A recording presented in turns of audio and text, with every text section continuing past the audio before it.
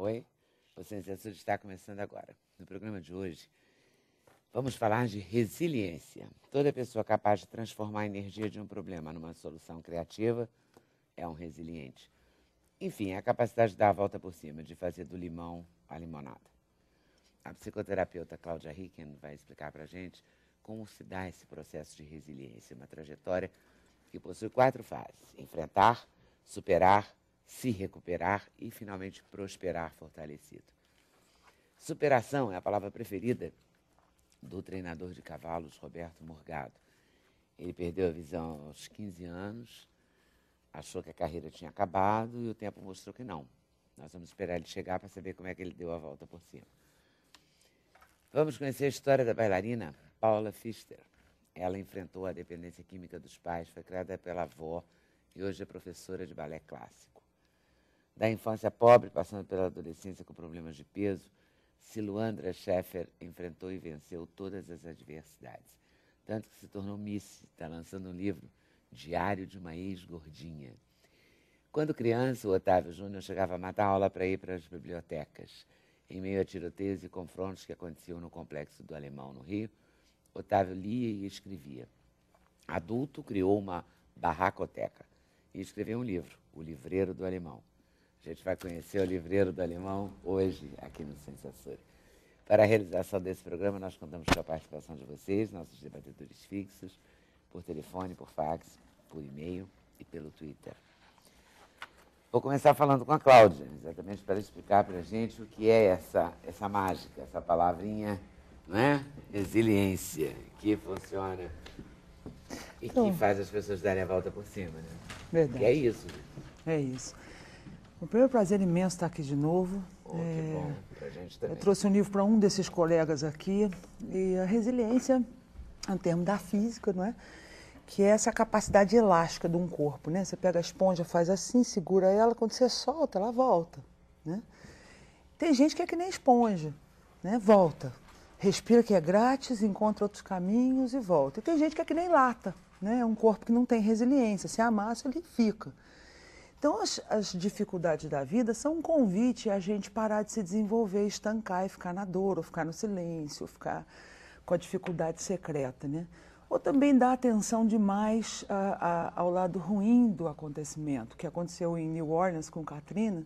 Está saindo a 3ª edição desse livro, que eu vou te mandar em primeira mão, com a cobertura do Katrina. Está na 2ª edição, a 3ª vem. Estou vendo aqui, achei mal barato. New Orleans está melhor do que há 40 anos. As escolas estão melhores do que há 40 anos. Eles fizeram uma meca cultural, mas você vê as fotos da imprensa, todas aquelas madeiras, aquele momento pior. Por que a gente revive um momento pior assim, né? Então, a ideia da resiliência é respira que é grátis, é importante enfrentar ou aguentar, né? Quando não dá para mudar, a gente tem que aguentar um pouco, mas aguenta, respira, não desista jamais, né? E essa certeza estranha que os resilientes têm de que as coisas vão melhorar, né? E aí superar. Aí superar, resolvi, encontrei um jeito de lidar com a história, inventei um livro, inventei uma maneira de dançar, lidei com a história. Aí vem 2 fases que poucas pessoas, 3, 5% da população faz, que é se restaurar por dentro, é um processo silencioso e secreto, né? E fazer isso consigo, e aí prosperar fortalecido. Essas 2 etapas, a impressão é enfrentei, superei, está resolvido, chega, vamos para o próximo assunto. É importante a gente passar as outras 2 para de verdade ter uma ideia da resiliência como a possibilidade do melhor da vida, né? Para a gente não parar de se desenvolver, não dar ponto demais para as adversidades a ponto delas ficarem donas de nós, ou mesmo passadas, né? Quer dizer, ter aquela esperança de que quando a gente é criança, que nem quando você é criança, né? Que eu vou ser quando eu crescer, é uma coisa que é nossa obrigação trazer isso de volta. E não é fácil, nega, porque as porradas às vezes não é fácil. Então tem que... Respira que é grátis, vamos? Como não? Vamos outra vez, né? E aí precisa de muita adaptabilidade, né? Cooperação, contar com a família, contar com os amigos, se reinventar. No Katrina eu vi lá as pessoas pintando casa, cozinhando bolo na churrasqueira porque não tinha energia elétrica. E você vai lá, a cidade está reconstruída, essa meca cultural que foi São Francisco nos anos 60, New Orleans está hoje, e eu não vejo matéria cobrindo isso. Então, olhar para o horizonte... Notícia boa, eu tenho dificuldade de sair no jornal todo. É. Não, mas é que se você olhar para o Os abismo... jornalistas, e aí é minha culpa mesmo, os jornalistas tendem a notícia ruim, porque a notícia ruim sempre dá a primeira página, né? Incomoda, e a gente faz isso com a gente também, Pois né? é, a gente Aí fica a transfere dor pra que eu vida. passei, a dificuldade que foi, tá bom, legal, até a página 3 é legal. E aí, then what? Para onde nós vamos com isso, né? Então, assim, se você olhar para o abismo vai olhar para dentro de você. Se você olhar para o horizonte vai olhar para dentro de você. Então, esse negócio de crise aí, para com esse negócio. Olha para o horizonte, o Brasil está num outro movimento. Claro, a questão, quando tudo vai mal, né, o mercado diz, tá todo ambiente está ruim, a sua casa está boa, por quê? Brasil. E eu digo, por que não? Quantas vezes nós ficamos ruins e eles estavam bem? Eles passaram, nós passaremos, eu passarinho. Tem que olhar para o que funciona, o que você vai fazer, né? Então, é sobretudo uma postura, resiliência e essa capacidade, ela invoca muitas coisas, criatividade, persistência, ter a certeza que vai chegar lá, você não sabe bem como, mas é uma coisa na alma dessas pessoas resilientes. É uma força que parece muito maior do que a sua própria vontade, é algo que está aqui dentro e que você só sabe que tem que seguir aquele rumo, não tem explicação para aquilo. Eu tive a resposta há pouco tempo atrás, mas eu tive a resposta há pouco tempo atrás, mas eu entendo essa força realmente é muito forte, não cala, não quer se calar. Eu gosto muito dessa imagem de se olhar para o abismo vai te atrair, você tem que olhar para o horizonte mesmo. Porque tem gente, por exemplo, que tem uma perda e fica anos ali naquela perda. E todo mundo à volta que teve a mesma perda já de alguma forma superou. Não estou falando de não sentir saudade, não estou falando de não sentir falta. É claro que não. Mas tem gente que fica amarrado mesmo ali e não sai. Fica na falta daquilo, né? Para de se desenvolver, né? Para tudo, para o mundo. Né? Até para lidar com a saudade ou com uma ressignificação espiritual de uma pessoa que se foi, perder as pessoas pela morte é algo, às vezes, muito difícil. Mas tem maneiras de transcendência, de ressignificação, de relacionamento com a memória dessa pessoa, com a história dessa pessoa, com essa pessoa na gente, que são etapas possíveis e são muito boas, porque a gente honra a vida da pessoa ao continuar em desenvolvimento, né? E essa coisa do olhar para o horizonte, de não olhar para o abismo, é uma perspectiva, é uma decisão que você tem que tomar. A Elizabeth Gilbert, essa do Comer, Amar, Rezar, ela tem uma palestrinha genial que ela fala do gênio. Então ela diz, olha, tem você, né, as pessoas criativas, jornalistas, músicos, terapeutas, dançarinos e tal, elas são assoladas pela própria criatividade. Tinha um autor que dizia, a cada livro eu morro um pouco. Por quê? Porque o criativo é um cara que leva um peso muito grande. Ele é um gênio. Então ela diz, na Grécia Antiga e na Roma, os caras diziam, ele tem um gênio. Pô, ela falou, não aguento na minha psique, eu vou ficar muito metida se eu for o gênio. Agora, quando eu estou escrevendo, que é meu trabalho, eu tenho que escrever, eu sou escritora e tal, né? Se o gênio está fazendo a parte dele, beleza, eu sei que eu não vou ganhar o mérito todo sozinha, porque todo mundo sabe que tem um gênio me ajudando, né? Que é essa certeza que ela diz. Agora, se eu for mal, também ninguém vai me punir tanto, porque eu também não errei sozinha, né? E tem hora que eu estou escrevendo, eu falo, vou desistir, essa droga não vai dar certo. Eu olho para um canto vazio da sala e falo, escuta, eu estou fazendo a minha parte, você pode, por favor, fazer a sua? Porque senão isso aqui não vai sair, né?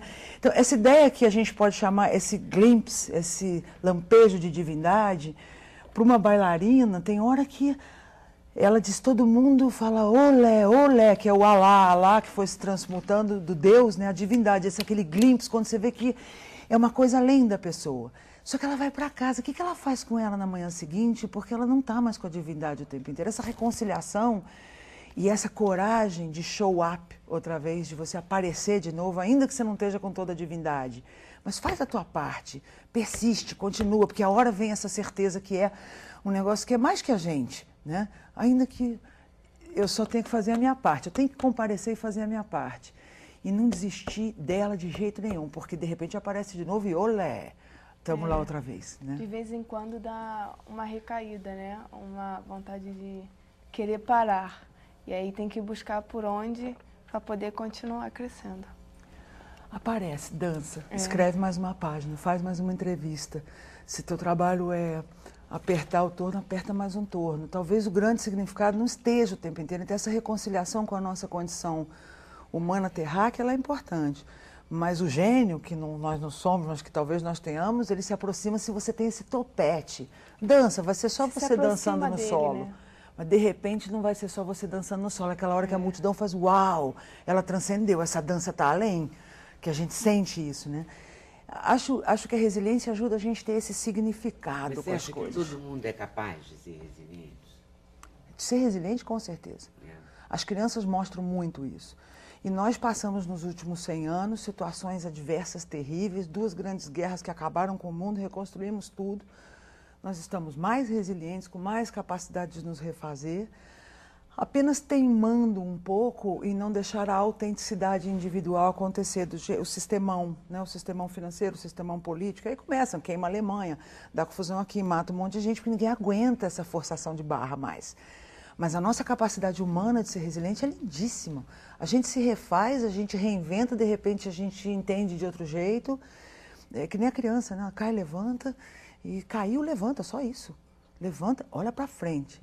No Katrina, Leda, uma mulher linda, perderam tudo, uma violência. Fui lá 4 vezes a casa refazendo, eles refazendo. Mulher linda, magra. Eu falei, o que você acha que foi mais importante para vocês conseguirem se refazer assim a casa e como família? Essa coisa que vocês têm. Ela falou, you step light in your feet and look forward. Pise leve e olhe para frente. É só isso.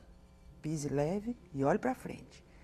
Se ficar olhando para trás, você vai grudar no negócio e vai ficar difícil. Não é negar as dores, não é negar a dificuldade, porque isso também dá mal resolvido. É viver, chora o que tem que chorar, faz luto o que tiver que fazer, sofre, é triste com o que é triste, é alegre com o que é alegre, né? Ser resiliente é ser coerente, né? Não adianta dar risada quando eu tô bravo. Não é ser poliana. Não, que é uma porcaria. Mas com congruência, enfrentar, superar, aí se restaurar e dar um outro significado para as coisas e prosperar fortalecido. Se a mulher fala, pisa leve e olha para frente, nada derruba mais, porque existe uma força de que você confia que você dá conta de resolver, né? Porque tem gente que dá conta de resolver. Às vezes eu fico olhando na televisão, quando tem essas grandes catástrofes como Teresópolis, Friburgo, aqui na região serrana, no início do ano, ou sul do Brasil, Santa Catarina. Você fica olhando, tem gente que perde tudo. Eu não sei como.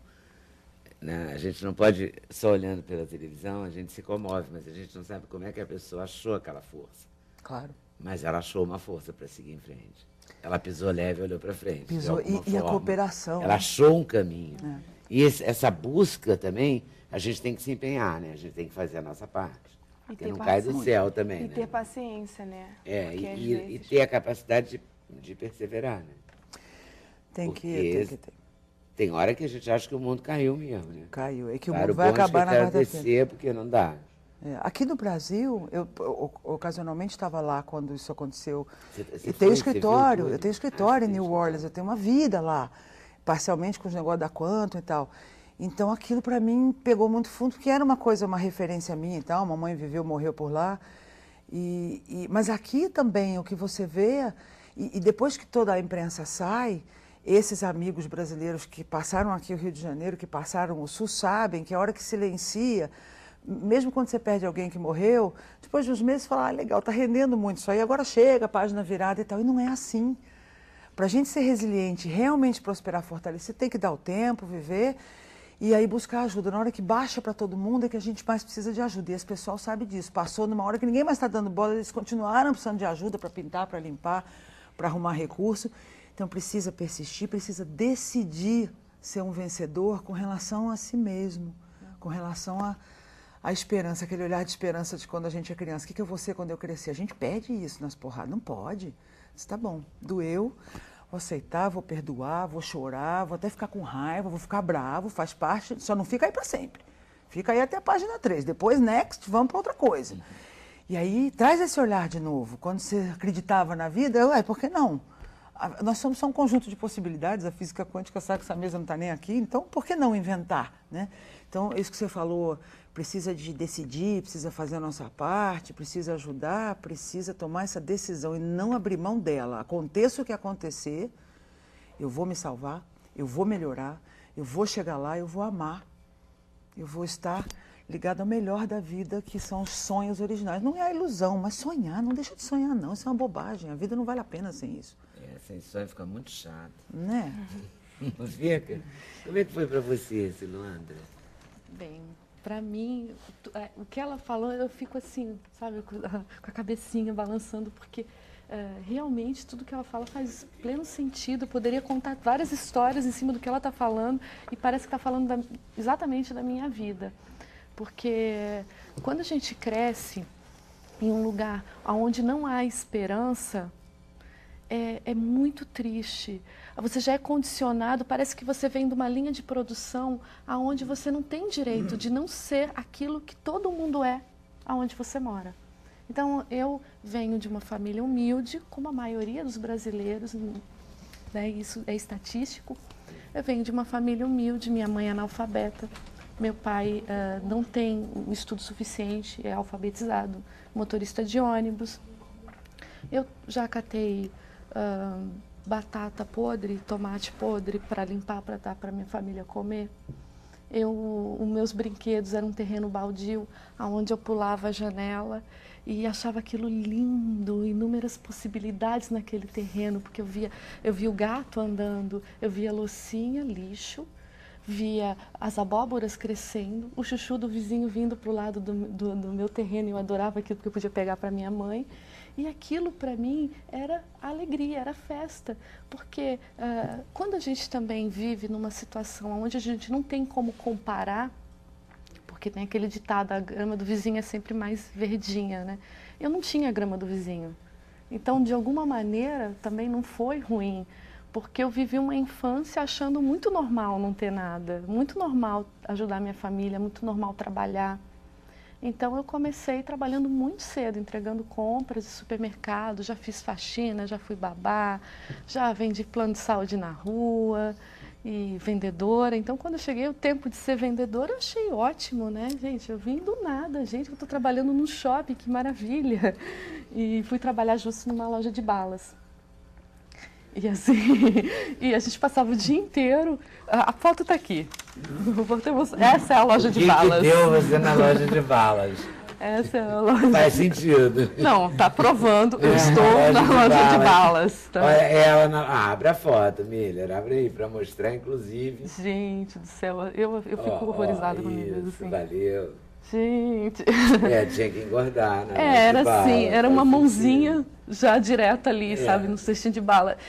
E assim, a minha mãe, ela é uma pessoa linda, de um coração maravilhoso. Todo mundo vai falar bem das suas mães, né? Minha mãe é maravilhosa, idem.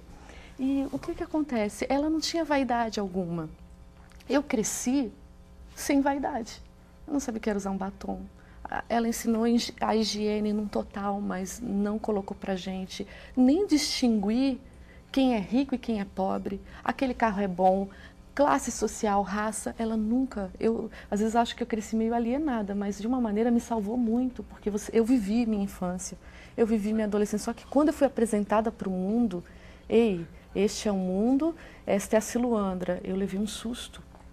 Porque eu não estava preparada para aquilo. Eu não sabia o que era aquilo, eu não sabia que as pessoas matavam. Não sabia. Não sabia que existia tanta maldade no universo. Então eu tive que... Onde era o mundo da Siluandra? Era em Palhoça, Santa Catarina. Era olhar para aquele terreno do lado da minha casa. Eram os meus pais, minha escola. Eu não sabia que existia um mundo lá fora. Eu só vivia aquilo. Então, quando eu fui trabalhar nessa loja, eu achei tudo o máximo, mas eu comecei a engordar. E comecei a engordar muito, muito, muito, muito.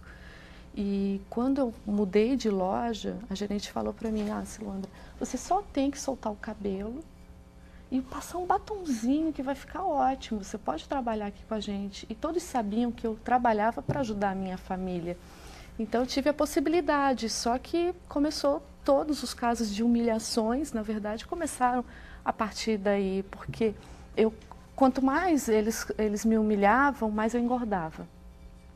E fui engordando, engordando. Eu falava o português errado, eu tinha todos os dentes tortos na boca, eu era gorda, tinha vergonha de falar, eu tinha uma postura errada, enfim, não era só... Quando eu falo que eu emagreci 30 quilos... Tem gente que fala, olha, foi pouco, foi. Eu também acho pouco. Não é muito emagrecer Pouco. 30 Porque a quilos. pessoa nunca foi gorda, né? Porque emagrecer 30 quilos é barra. Não, mas eu já Fizeram conheço. Se você quiser dar 15 para cada uma, a gente... Olha, eu com 15 já fico feliz. 15 a gente Emagreci mesmo, 15, já tô outra. Eu não acho tanto pelo seguinte, Não, porque hoje a você tá pensando transformação... nas transformações de hoje, que as pessoas falam. Emagrecer Emagreci 50 60 quilos, 50 Tem quilos, redução, tem, bariátrica. sim, tem redução de estômago, tem Mas várias você não cirurgias. emagreceu com cirurgia bariátrica, você Não, emagreceu sozinha. sozinha.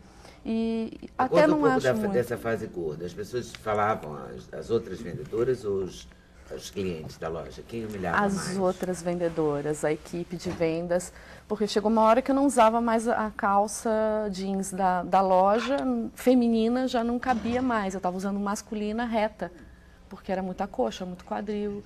E os episódios de humilhação eram constantes. Mas, assim, hoje eu olho para trás e enxergo muito melhor isso, porque eu entendo uma coisa, só fazem com a gente aquilo que a gente permite que façam, nada mais. Então, assim, só fui humilhada porque eu permiti, não era só, a minha condição não é aparência. Quem está em casa nos assistindo sabe disso. Pô, será que a gente se resume a isso, apenas aparência? Quando você se impõe, não vai ter ninguém dizendo para você, você é gorda, você é isso. Não tem muita gente que é gordinho, fofinho, que chega num lugar chegando, que tem atitude, que tem... É isso. Não importa a sua aparência. Muito mais é seu estado de espírito, é você chegar chegando. Eu acho que também, mas eu acho que a aparência é muito cobrada. Não, porque... Hoje em dia, mais que antigamente. Até. Sim, porque a gente tenta ir para um padrão de beleza que é colocado para a gente que muitas vezes é inatingível e sofremos por isso, porque a gente nunca vai atingir aquilo, infelizmente, né? E como é que você fez para virar essa moça bonita? As fotos também são um espetáculo. Olha aqui, Ajuda. Vem cá, dá uma olhadinha assim. Eu era assim, fiquei assim. Parece aquelas matérias de revista, né? Parece. Eu era assim, fiquei assim. Não parece? Não, fala a verdade. Verdade. Tá, né? Parece. Tá linda. Como é que você fez? Bem, Você também não tinha muita noção do que era. Quer dizer, noção nenhuma. claro que você podia ter noção assim, enquanto eu comi tantas balas que engordei. Logo, balas engordam, mas assim, não tinha um médico de dieta, Não. uma nutricionista, uma equipe te preparando. Não, nada disso. Eu não tinha condições de Você nada. saiu da nem loja de bala? sair da loja de balas, não foi. O episódio de humilhações... Não foi lá. Não foram lá. Os episódios de humilhações não foram lá. Foram numa loja de roupas. Eu fui demitida, e fui demitida porque eu era gorda.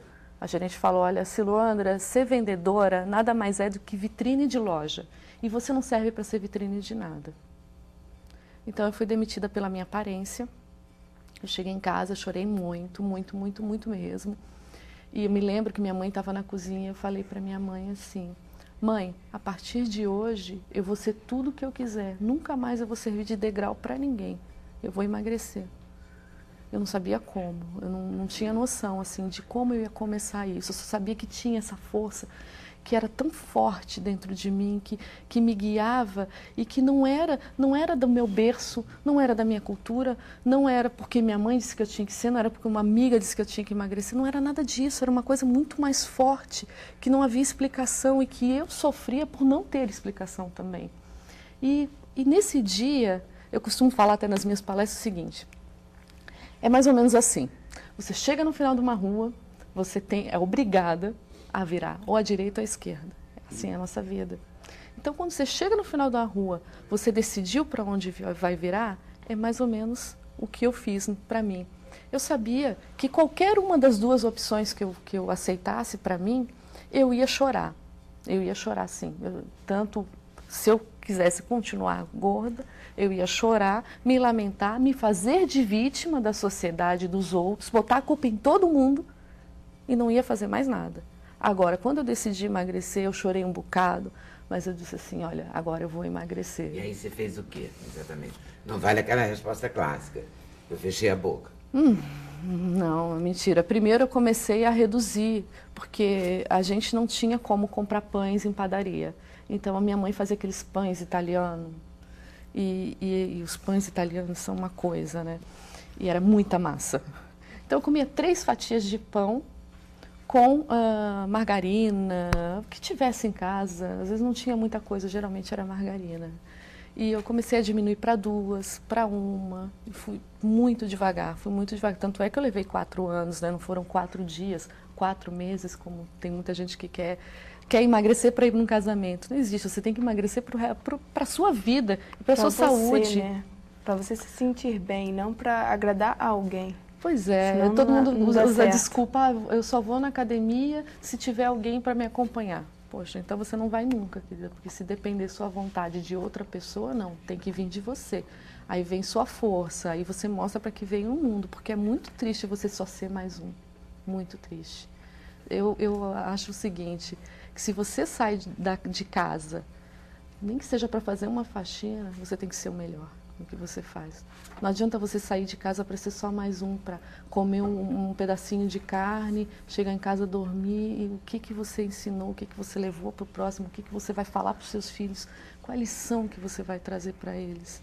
E aí, voltando para a vida real, aí você estava gordinha, comendo menos, mas levou 4 anos para emagrecer. Você arranjou emprego nesse intervalo? Eu emagreci, nesse sistema, 8 quilos. Aí eu tive uma crise de identidade, que poucas pessoas também falam a respeito disso. Eu me olhava no espelho e não me reconhecia. Porque a gordura, para mim, era um ente querido. Eu me escondia atrás da minha gordura, era uma capa de resistência. E muitas pessoas hoje sofrem disso quando estão emagrecendo, tem esse processo de se olhar no espelho e não se reconhecer, porque sempre esteve aquela visão, tipo, gordinha, cheinha, não sei o que. Quando você começa a emagrecer, vai perdendo aquilo, é como se você tivesse um certo luto. Eu estou perdendo algo, eu não sei o que é. Dá um vazio bastante grande. Aí foi onde eu decidi, tipo, depois dos 8 quilos, agora eu vou arrumar um outro emprego. Aí consegui numa loja, voltei a trabalhar novamente.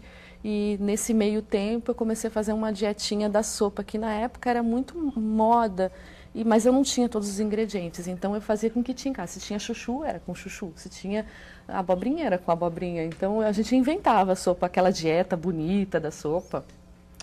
Não existia lá em casa, lá é o que tinha. Minha mãe catava e ela fazia o seguinte, ela fazia meu prato e eu ia para o quarto comer.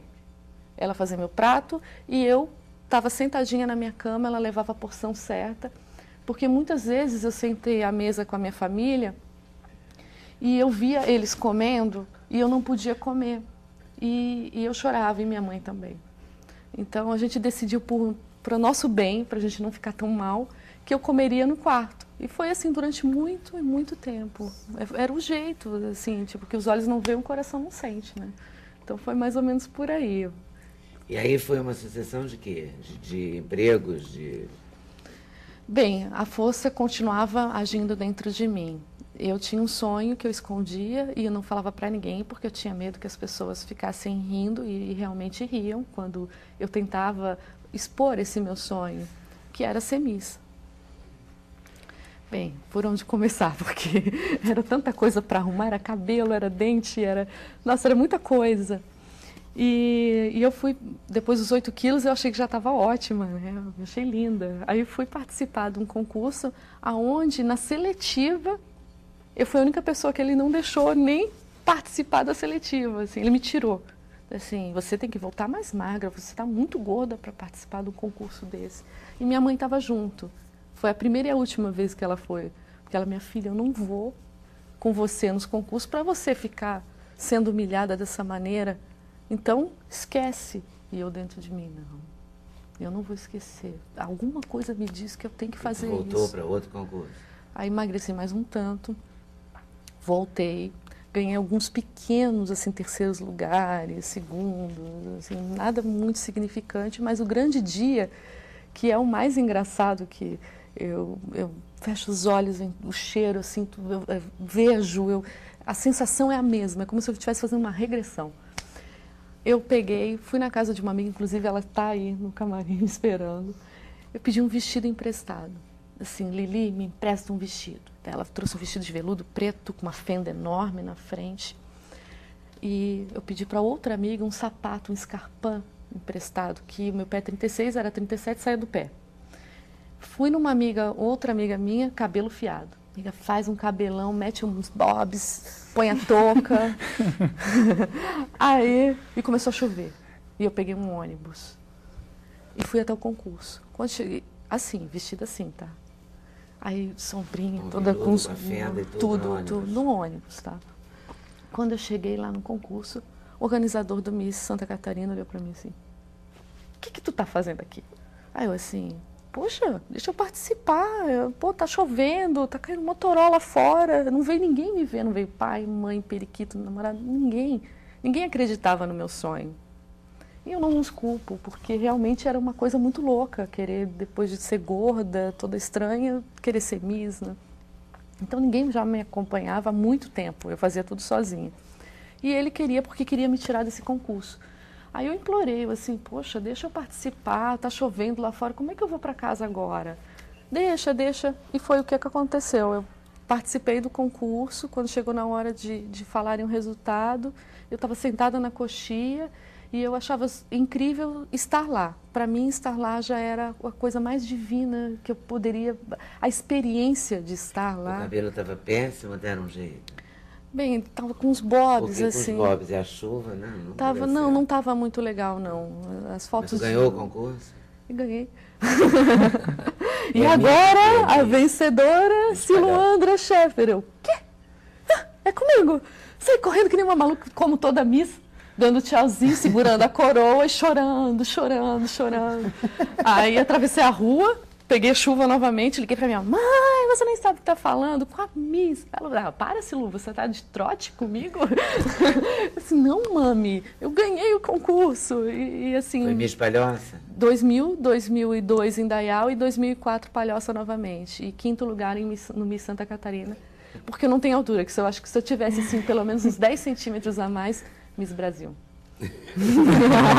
Aí você parou de se candidatar a Miss? Pô, em 2004 já não tinha mais idade, né? As pessoas já olhavam e lá vem a Miss Luane. Mais ou menos. Mas feliz da vida. Feliz da vida. Feliz, é um divisor de águas para mim. Foi assim onde eu aprendi a ter postura, aprendi a falar. Você falou dos dentes tortos, você botou o aparelho? Botei com um professor de Blumenau, que ele não me cobrou, porque eu não tinha grana, mas eu tinha que fazer o grande sacrifício de pegar o dedão, pegar a carona e sair de Palhoça até Blumenau para fazer a manutenção do aparelho. E ele era todo coladinho por dentro, assim, para não ficar parecendo o aparelho. Era bem interessante. Assim, muita gente me ajudou nessa trajetória. E agora você faz o quê? Eu, graças a ter sido Miss, eu estudei estética, que abriu as portas para mim, eu tive a oportunidade de estudar. Estudei estética, estudei oratória, estudei PNL, estudei com Roberto Chinhachique e hoje, graças a Deus, eu realizei um outro grande sonho que é tão difícil quanto emagrecer, ser palestrante. E fez um livro. Um livro lindo, foi uma oportunidade. Eu tenho que contar essa história, gente. Vamos momento rir também. A gente tem que rir das histórias da gente. A gente não pode... Eu aprendi a rir agora, recentemente. Que bom que aprendeu, né? Das coisas tristes. Porque sem rir fica muito chato. O livro foi um grande presente de Deus. Porque eu dei uma entrevista para o caderno Ela, do Globo, e fiz a capa para eles, a diretora da Record leu, me chamou, aí quando ela me chamou assim, gente, mas ela tá um livro, aí busquei no Google escritores e constatei o seguinte, que 10% dos escritores apenas têm sua obra publicada por uma editora, o resto se vira nos 30, né, para poder publicar um livro. E diante dessa estatística, eu assim, poxa, como é que eu vou fazer agora? Eu vou chegar lá, a mulher vai querer me cobrar para fazer esse livro, né? E foi muito legal, porque depois de 3 horas de reunião, ela falou assim, Silu, a gente queria fazer um livro de dietas, mas depois de ouvir sua história, menina, e isso essa história que você conta aqui? É uma biografia, e virou uma biografia, uma autobiografia, onde eu conto essas histórias e várias outras. Eu volto aí daqui a pouquinho. Intervalo, voltamos já. Sem Censura, um programa da TV Brasil.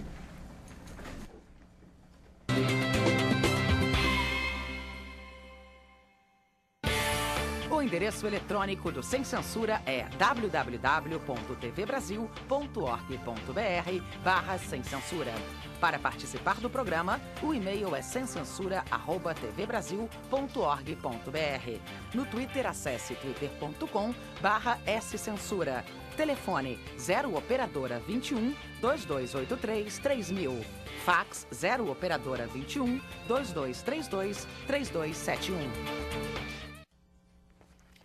Agora a gente vai conhecer o livreiro do alemão, Otávio Júnior. Otávio, na contracapa do livro está escrito: quem mora ali no morro sabe que há medo, angústia, desespero, mas também é um desejo enorme de superação, superar a violência, o preconceito, de morar num lugar violento, a falta de perspectiva. Deve ser uma batalha e tanto, né? Sim, é uma batalha muito grande.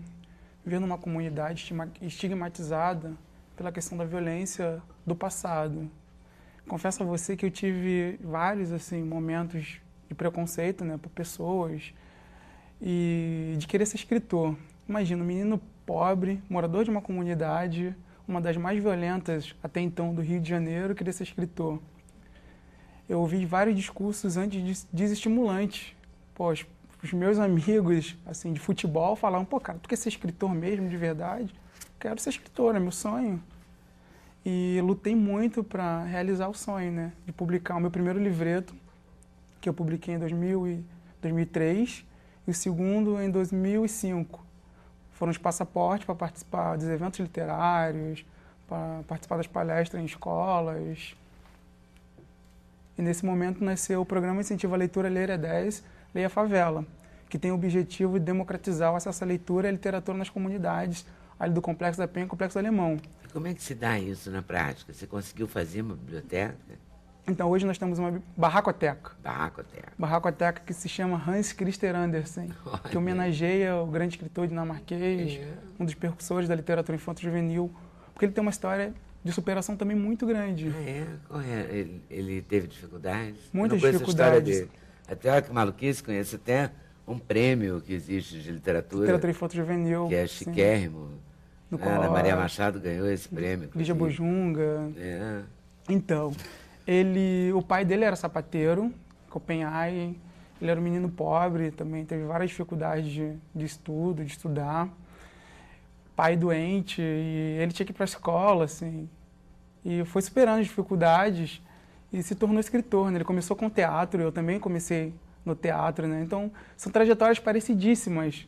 E lá na Barracoteca, eu fiz um banner enorme, muito grande, e coloquei na entrada da Barracoteca contando a história do Andersen, que serve de inspiração para os moradores ali da comunidade. Às vezes as pessoas pensam que, nossa, é uma distância de continentes, mas a superação ela é universal. Eu superei várias dificuldades para chegar... O Morro do Alemão a Copenhague é longe pra caramba. Demais. Mas é possível também pra caramba, né? Tem isso. Sim, né? sim. O primeiro contato que eu tive com a literatura foi através de um livro que eu encontrei no lixo. Encontrei um livro no lixão. Mas você revirava o lixão, catava no lixão, o que você fazia lá? Então, eu sou apaixonado por futebol e próximo da minha casa tinha um campo no qual eu não podia jogar, porque eram os garotos maiores que jogavam. E eu passava para olhar. E um certo dia, eu vi uma caixa cheia de brinquedos seminovos e dentro tinha um livro. Eu fui lá, peguei o livro e levei para casa. A diversão naquela época era assistir uma TV preta e branca velha, que tinha que colocar bombril em cima. Eu lembro que, tinha acabado a luz, a energia elétrica tinha caído, a rede de energia elétrica, e não tinha nada que fazer. Só que eu lembrei do livro. Minha mãe tinha iluminado a casa com velas, né? O meu barraco onde nós morávamos com vela. Eu peguei, comecei a ler aquele livro, e a partir daquele momento o mundo mágico se abriu para mim. E o que eu não quero que aconteça hoje lá nos Complexos da Penha e Complexo do Alemão, eu não quero que as crianças elas descubram a literatura por um acaso. Então eu desenvolvo várias estratégias de promoção de leitura nessas comunidades, como através de uma biblioteca móvel, nós temos uma barraca, no qual nós personalizamos essa barraca com estantes e levamos nas comunidades. Aí tem contação de histórias, tem atividade lúdica de o que é, livros selecionados para as faixas etárias, tem ali o puffzinho. Eu quero usar essa estratégia para atrair mais leitores, para chamar atenção e usar a criatividade, assim, como minha, assim, como um aspirante a escritor, para fomentar a literatura nas comunidades. E como é que você faz isso? Como é que essa literatura móvel se dá na prática? Você bota num carrinho, você tem um carro. Como é que funciona? Então, aí vem a superação, Porque né? é muito grande o Complexo do Alemão. Sim, né? são Complexo da Penha e Complexo do Alemão. Complexo da Penha, são são comunidades, 13, ou comunidade irmãos. 23, não? São uma mais, coisa- juntando as duas, são mais de 30 comunidades. É muita coisa. Mais de 30 Para comunidades. se deslocar de uma para outra, né? Então, o Livro é pesado. Sim, eu comecei a fazer essa atividade com uma malinha. Uma maleta, eu pegava o tapete da sala da casa da minha mãe, ia nas comunidades, estendia o tapete, com o meu acervo pessoal, colocava os livros e as crianças eram atraídas pelo colorido da capa dos livros, sentava ali, chamava as crianças, fazia uma contação de histórias, disponibilizava os livros para leitura. E foi crescendo e as pessoas começaram a falar sobre o projeto, começando a rolar um boca a boca, que na comunidade é o boca a boca que impera, né? E eu passei a atuar na minha comunidade, que é o Caracol, depois na comunidade da Chatuba, depois na comunidade Quatro Bicas, aí parti para o Complexo Alemão, para a Grota, Canitá, Fazendinha, com a maleta. Com a maleta. E naquela época... E naquela época não tinha pacificação, não, né? Sim, havia alguns confrontos. E o povo deixava, assim, os caras. Eu nunca tive dificuldades, porque eu sou filho da comunidade, né? Eu sou nascido e criado na comunidade, moro lá já Aí eles respeitavam isso. há 28 anos. Então eles sabiam também do meu propósito, que era um propósito para o bem, era um propósito de educação, de cultura, de entretenimento. Que a biblioteca mais próxima, lá da nossa comunidade, ficava, sei lá, 3 quilômetros de distância. E eu realmente queria que as crianças elas tivessem esse prazer de ler, no qual eu tive alguns anos atrás. E as crianças gostavam? Gostam Sentia a bastante, força? sim. O que acontece? Eu desenvolvi uma metodologia de promoção de leitura no qual mescla atividades lúdicas, adventas do folclore, que é a trava-língua. Eu faço uma mediação de leitura, eu faço a seleção dos livros, que são adequados para aquela faixa etária daquelas crianças. Então elas são atraídas pelo colorido. E o termômetro para ver se o projeto está funcionando não são os becos e as vielas, no qual eu passo ali e as crianças, tio, quando o senhor vai voltar? E eu iniciei essa pesquisa já há 6 anos atrás. Hoje o projeto ele conta com o apoio do Instituto Kinder do Brasil e da FEGRAF, que são os mantenedores, porém nós temos algumas dificuldades, né, de transportar esse material, porque o Complexo da Penha e o Complexo Alemão são enormes. Hoje nós temos aquelas caixas organizacional, no qual nós colocamos os livros dentro e transportamos de, sei lá, mototáxi, de Kombi, de táxi, agora de teleférico. Não, agora melhorou, né? Sim, melhorou um pouquinho o acesso. Mas ainda falta melhorar muito. Né? Sim, E você nunca encontrou ninguém que puxava para baixo, não? Sim. Porque se você agora tem 28 anos. 28 anos. Então, isso começou há 10 anos? Começou há mais ou menos há 8 anos atrás, 8 oficialmente. Aí não tinha um cara que falava, pô, cara, vem trabalhar com a gente, vai ganhar mais. Não Sim, tinha. no meu livro conta algumas histórias no qual, no começo assim, da minha juventude, eu estudava teatro, assim, tinha pouca ajuda assim, dos meus pais me ajudavam com o básico, né, de uma passagem, de um lanche, e minhas roupas eram precárias, assim, e os garotos que trabalhavam No tráfico. sim, eles tinham roupas Fogueteiro, melhores, sim, tipo tinham roupas assim, né? melhores. Teve uma situação que um cara assim chegou pra mim e falou: "Poxa, minha roupa é toda de marca. Olha a sua roupa. Sua roupa tá com furo aqui". Eu fiquei super constrangido. Fui pra casa, fiquei super triste naquele momento. Só que eu pensei, poxa, eu vou mostrar pra ele a força do trabalho, a força da arte, a força da cultura. Um dia eu vou mostrar pra esse cara que essas possibilidades elas podem acontecer e vão acontecer, que eu vou trabalhar e vou batalhar para isso acontecer. Eu prometi isso para mim naquele momento. Só que os anos foram passando, eu consegui vencer através da cultura, da arte, da educação, só que eu já não consegui mostrar mais para esse cara, porque ele não estava mais lá. Tem isso, né? Sim. Eu acho interessante pontuar que tanto na Ciluandra quanto no Otávio Júnior aqui aparece uma característica bonita. Primeiro, eles falam português legal e vieram de uma realidade onde se fala tudo errado. tem uma desenvoltura nessa vontade, a coisa de não botar a culpa no outro, que ela fala, né? Quando culpou, você deu alimento para a vítima e acabou. Você vai casar com a vítima, demita a sua vítima. Foi obrigada, foi legal.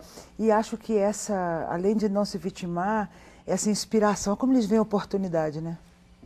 Oportunidade na lata do lixo, oportunidade na plantação de chuchu.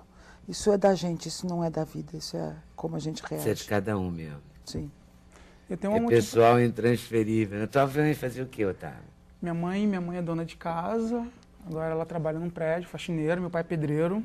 Meu pai, ele ajudou, né, na construção, na reforma da Barracoteca. E a Barracoteca, Seu pai sempre foi legal, sempre teve presente? Sim, meus pais são maravilhosos, sempre me ajudaram, sempre me apoiaram. Minha mãe, hoje em dia, é fã número 1 do Ler é 10. Mas hoje em dia é mole, eu quero saber naquela época, assim, você ia à escola, fazia tudo direito? Sim, eu sempre estudei em escola pública, né, lá na região da Vila Cruzeiro, sim, minha mãe me levava, assim, até os 12 anos de idade, minha mãe levava, não pelo braço, né, ela acompanhava. Mas ela cuidava, digamos assim. Enquanto os meus amigos riam, que eles iam para a escola sozinhos, minha mãe me acompanhava até a porta da escola. Assim, minha mãe é uma figura importantíssima assim, na minha trajetória. E meu pai é pedreiro, né, e ele ajudou na reforma da Barracoteca, que fica no Morro do Caracol, que era o antigo salão de forró. E o legal da Barracoteca, eu acho que ela é a primeira biblioteca no Brasil feita com patrocínio colaborativo, no qual eu estava precisando, né, de materiais de construção, de dinheiro para comprar um móvel, de dinheiro para comprar estantes, para fazer a reforma. Eu coloquei no meu blog, no blog do Ler é 10, que eu estava precisando. Fiz um e-mail, mandei para vários amigos e eles ajudaram, né, nessas questões. E aconteceu, o espaço está lá, maravilhoso, funcionando. Mas tu também tinha um lado assim, meio chatinho. Você ia na casa do escritor, não ia? Sim.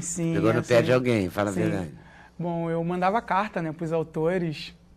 E teve uma vez que eu fui na casa do Rogério Andrade Barbosa, que eu tinha lido a obra dele, né, O Enigma dos Chimpanzés.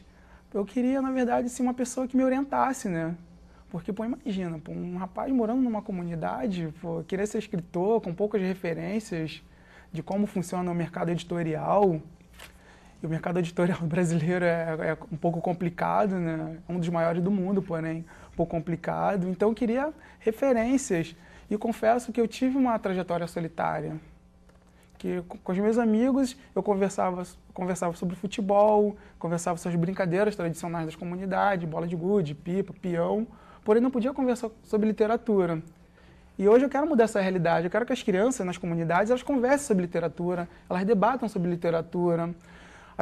Tem algumas crianças que participam do projeto, já foram na Academia Brasileira de Letras, já foram no Salão do Livro Infantil, agora tem a Bienal, elas vão à Bienal, já bateram papo com autores. E no começo do projeto, eu confesso que eu era um pouquinho chatinho, né? Que ia nas bienais, nas feiras de livro, nas festas literárias internacional de Paraty, abordava os escritores. Tu ia nesses lugares todos? Sim. A primeira vez que eu fui à Flip, meu primeiro livreto tinha saído, eu coloquei 30 exemplares na mochila, sem lugar para ficar, sem dinheiro para comer, e cheguei lá, comecei a vender os livros, aí tive grana para pagar um albergue, para pagar alimentação.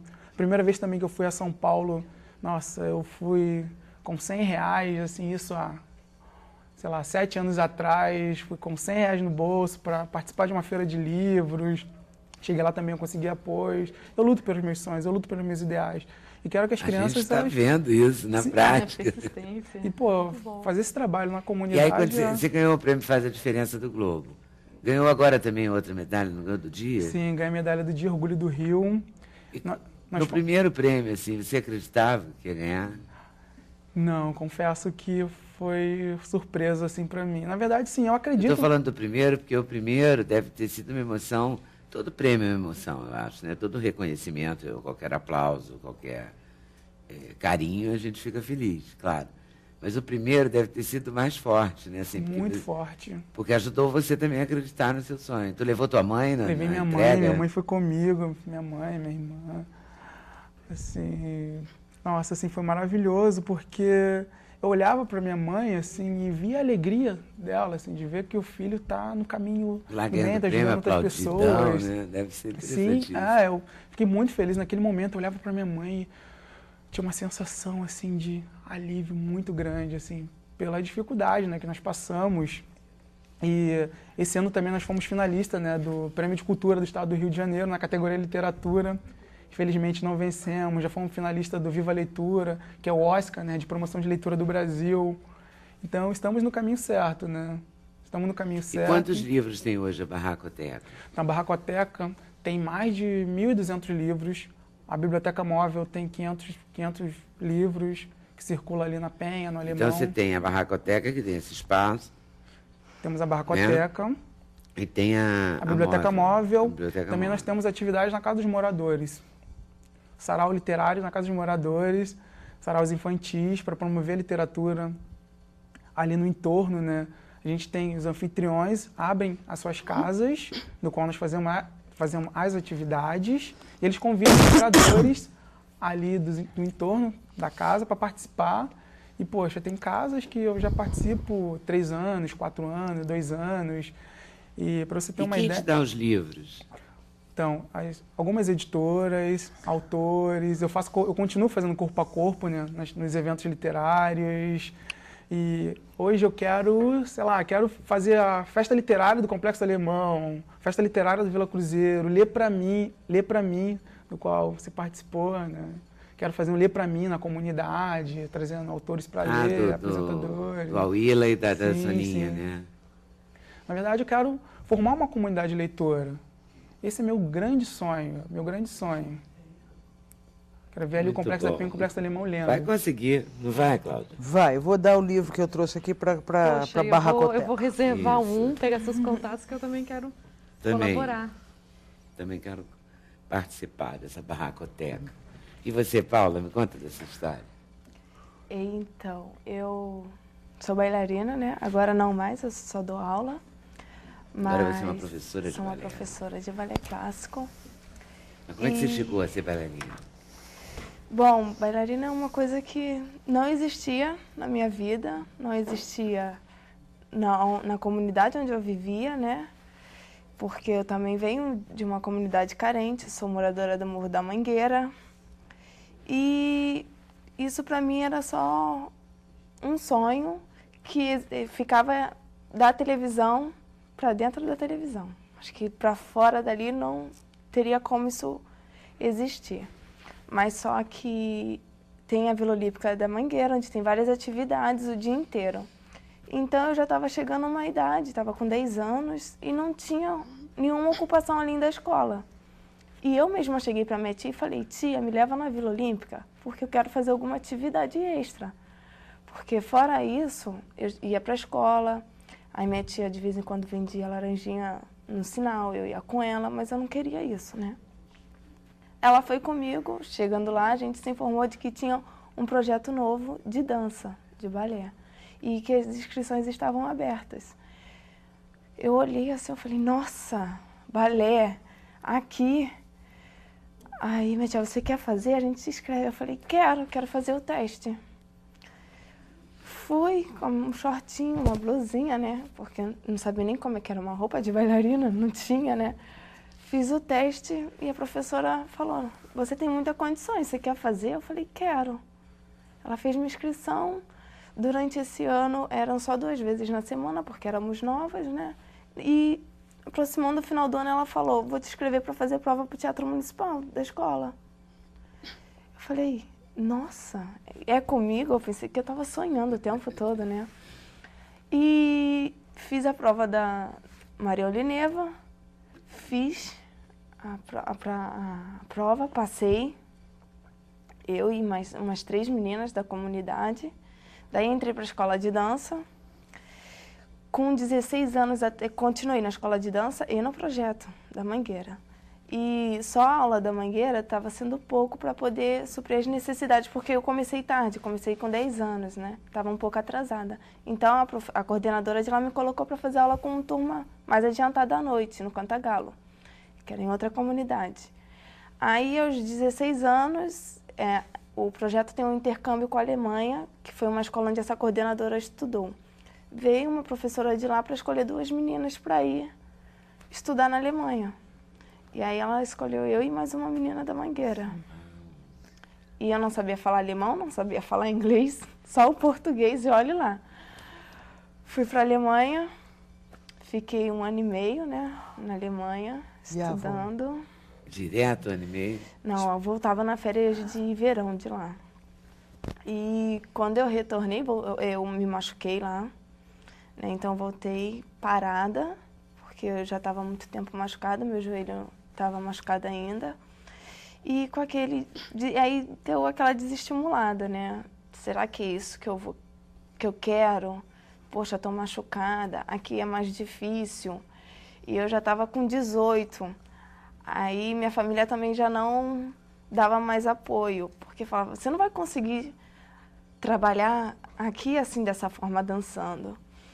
E aí eu vou continuar. Com dor, eu continuei fazendo aula até meu joelho sarar. Não tinha dinheiro para fazer fisioterapia, não fiz fisioterapia e sarou. Como? Eu não sei. Sarou só no gelo?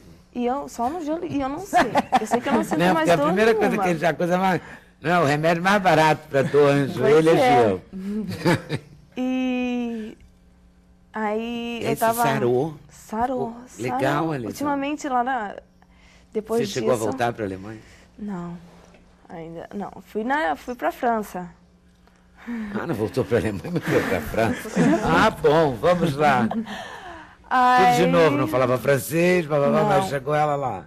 Aí eu voltei, fui para a faculdade, ganhei uma bolsa através também do projeto Dançando para Não Dançar, fiz 3 períodos de dança. Lá a professora falou, nossa, você tem muita qualidade, você não está dançando em lugar nenhum. Eu falei, não. Ela tem um projeto, um balé jovem, que está precisando de uma menina que acabou de sair. Aí eu entrei, só que já estava terminando, só faltavam 3 meses para terminar.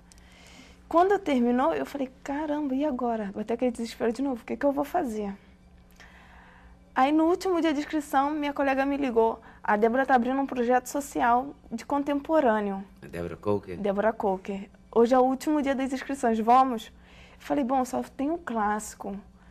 Com clássico tá difícil, né? E eu quero expandir o meu conhecimento. Fiz a inscrição. Teve a prova de 100 pessoas. Dessas 100 só ficaram 26. Você ficou? Dos 26 ficaram 14 em 2 semanas de prova e tiraram 13. Aí eu fiquei um ano inteiro, aí renovaram o nosso contrato para mais um ano. A gente foi escolhido para ir para a França participar da Bienal de Dança com um projeto. Quando a gente retornou, a companhia me chamou para estagiar em outubro. Estagiei até janeiro. Em janeiro eu fui efetivada como bailarina. Uau. Estreiei com Tatiana agora, né? E saí em junho porque eu quero continuar estudando e ser professora de balé. Muito bom. Foi bem, assim, foi difícil. Mas você já tem alguma coisa em vista para ser professora? Já, ou é um sonho? Não, eu dou aula lá na própria escola, no Centro de Movimento Débora Coker, e também dou aula na Escola de Dança Compassos, que fica em Piedade. E no início foi muito difícil, porque eu só tenho a agradecer o projeto que me deu essa iniciativa de conhecer a dança, porque eu não conhecia, verbo eu não tinha, porque meus pais eram dependentes químicos, né? Minha avó me tirou da minha mãe com 2 meses, porque o ex-patrão da minha avó era doméstica, agora ela é aposentada, ele era pediatra e ele disse, não dá para ela ficar, para a mãe dela amamentá-la, porque é alcoólatra e tem a dependência de drogas, então não dá. Aí minha avó me tirou dela e quem segurou a barra foi minha tia, porque enquanto minha avó trabalhava, minha tia tomava conta de mim. E ela caçava todo mundo da comunidade para poder me amamentar, porque não tinha de onde tirar leite, né? E com isso, minha avó trabalhando e minha tia cuidando de mim, que eu consegui viver. Aí, na escola de dança, no balé, a coordenadora é que dava o nosso uniforme, dava nossa sapatilha, nosso colãozinho, redinha. E para a escola de dança, ela que me deu todo o suporte. Ela que pagava a minha matrícula. Ela quem? A coordenadora, Tereza Aguilar. Dançando para não dançar. Pagava a minha matrícula, comprava o meu uniforme. Eu me lembro que no dia da inscrição, nós não tínhamos dinheiro para comprar uma pasta preta, porque tinha que levar uma pasta preta com os documentos, não tínhamos. E nem para comprar uma etiqueta branca. Então, o que minha tia fez? Pegou uma folha de A4, recortou, colocou meu nome. Só que ela colocou meu nome deitado. Chegou lá, tinha que ser em pé.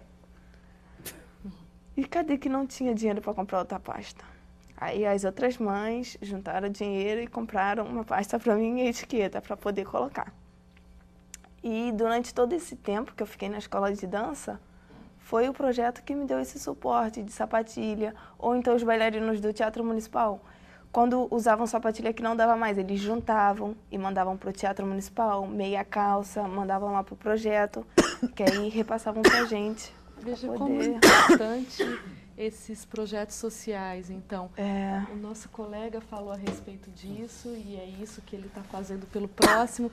Você foi incentivada, se tornou uma bailarina. Sim. Então, como é bacana isso, as pessoas poderem dispor do seu tempo para poder ajudar o próximo, né? Com certeza. A sua mãe morreu? Minha mãe faleceu quando eu tinha 6 anos.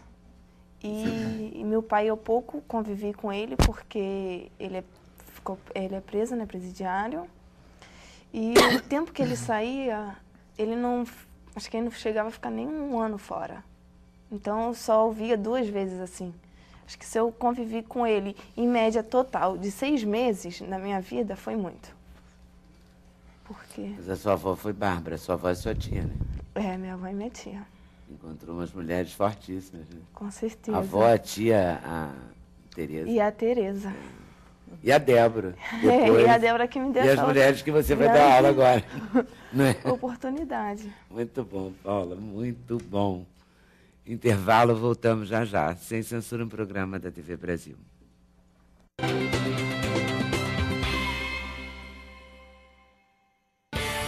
O endereço eletrônico do Sem Censura é www.tvbrasil.org.br/sem censura. Para participar do programa, o e-mail é semcensura@tvbrasil.org.br. No Twitter, acesse twitter.com/scensura. Telefone 0 operadora 21 2283 3000. Fax 0 operadora 21 2232 3271. O Roberto Morgado perdeu a visão há 15 anos, é isso, Roberto? 15 anos. Por conta da diabetes? Eu fiquei diabético criança, com 8 anos. E naquela época a família, ninguém sabia nada sobre diabetes. E foi todo mundo apavorado, né?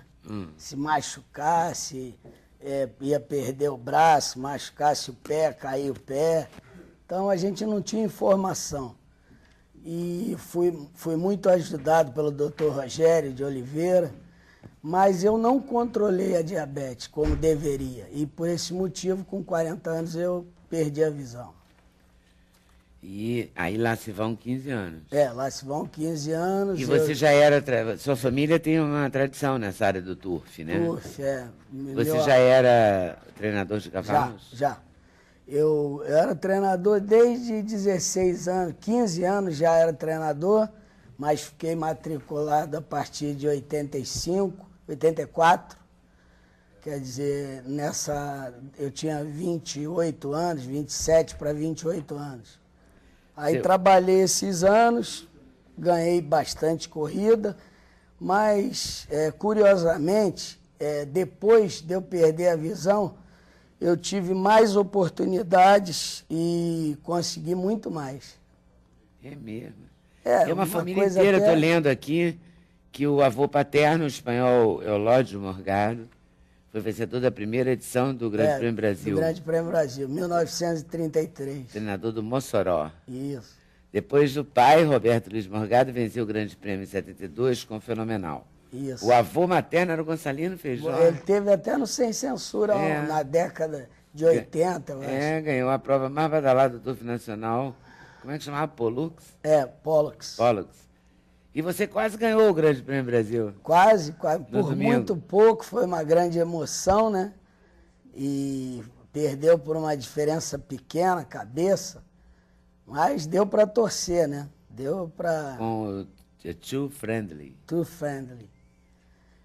E a diabetes na minha vida, é o que eu gostaria até de ressaltar, isso é uma coisa que me preocupa muito, com as crianças, adolescentes, muitos nem sabem que tem a doença, e a pessoa, o diabético, ele se autodiscrimina, fica com vergonha, aí não toma insulina perto de ninguém, esconde, e isso tudo me atrapalhou muito, e eu gostaria de mostrar para todo diabético, eu sei que tem muitos diabéticos, que a gente tomando a nossa insulina, fazendo tudo que a gente tem que fazer, o controle rígido, a doença ela não vai te deixar sequela. Ela só te deixa sequela se você descuidar, não cuidar. Naquela época tinha o Clinitest, que era um teste de urina. Hoje em dia você faz o teste capilar, né, que tira uma gotinha de sangue, e você tranquilamente você monitora teu açúcar, tem a canetinha com a tua insulina, você pode viver normalmente. Você ficou cego das duas, filhos? Fiquei das simultaneamente, duas. Ao mesmo tempo? Primeiro eu perdi a esquerda, aí fiz uma vitrectomia aqui no Rio, com o doutor Oswaldo Moura Brasil, depois eu fui a Belo Horizonte fazer na direita. Ficou muito boa essa de Belo Horizonte, que depois a glaucoma acabou de destruir. Mas tudo pela diabetes mal controlada. Agora você está contratando direito? Agora depois de arrombar da porta aí... Você está cuidando, né? Mas botou um cadeado. Cuido muito. E quem te deu força para continuar como treinador? Você deve ter ficado assustado, chateado. Bateu um desespero, né? Que veio uma hemorragia da noite para o dia.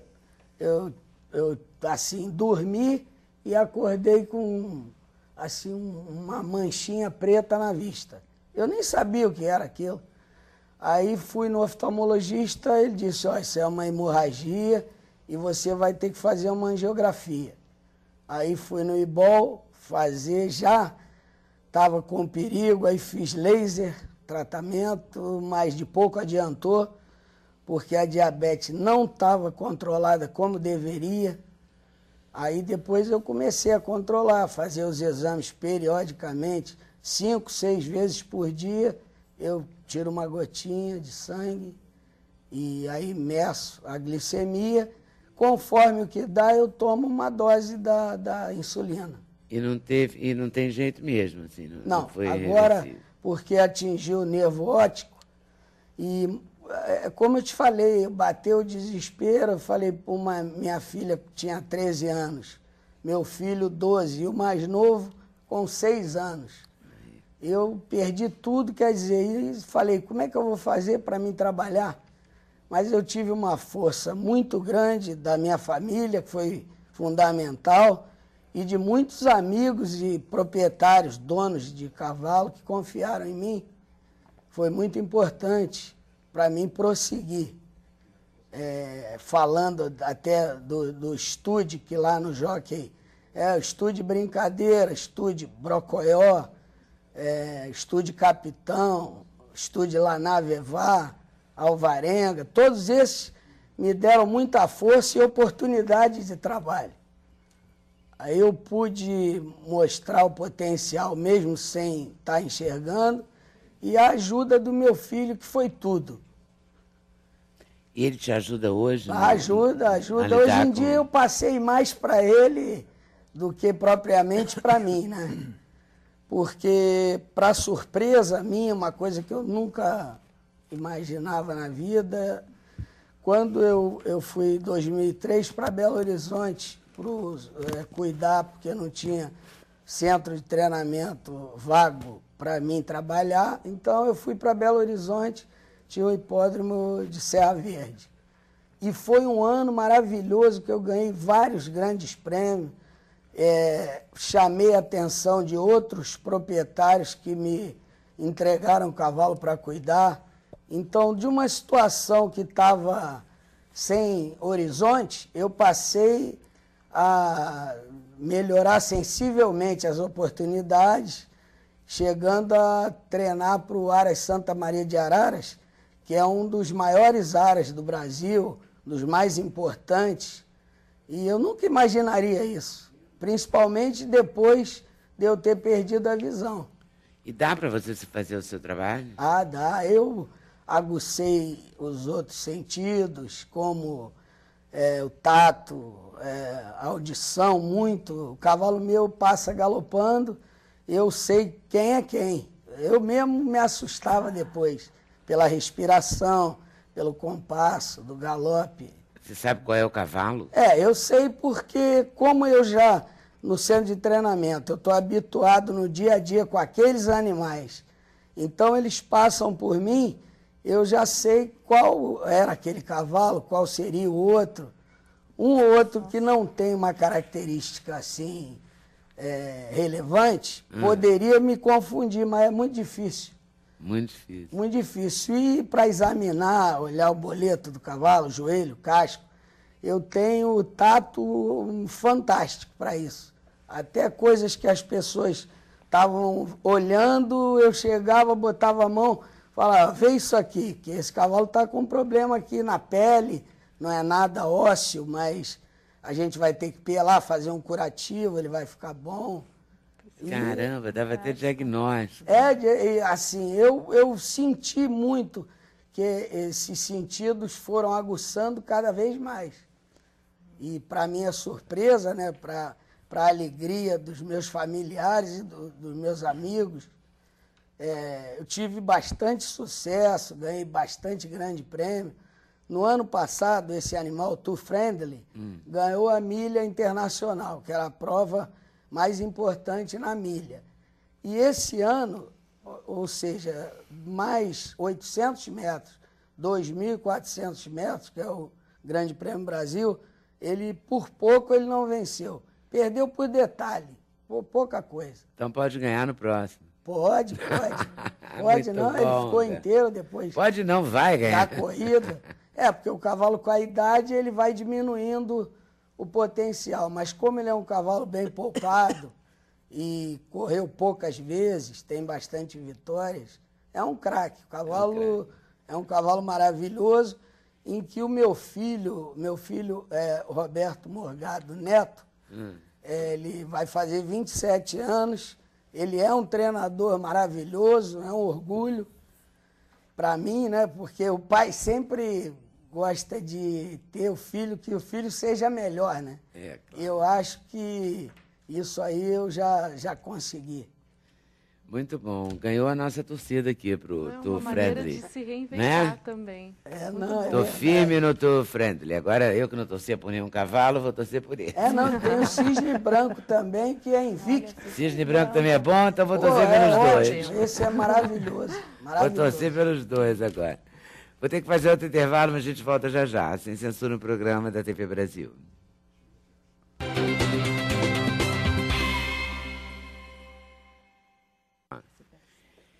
Nesse bloco, que é super corrido, muitos elogios aqui para todos, altos elogios para o Otávio, nosso escritor, para o Roberto, o tratador, próximo vencedor do Grande Prêmio, para a Paula, nossa bailarina, para a Siluandra, enfim. Eu queria que a Cláudia falasse rapidamente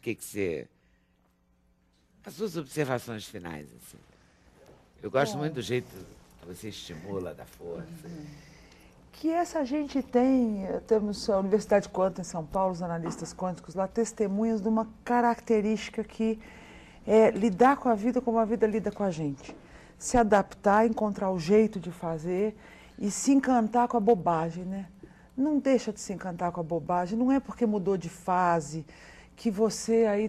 O chuchu do vizinho, o livro na lata do lixo, a outra passando tudo aquilo com a avó, a surpresa, e foi parar na Alemanha... Né, o ser capaz de sacar o casco do cavalo.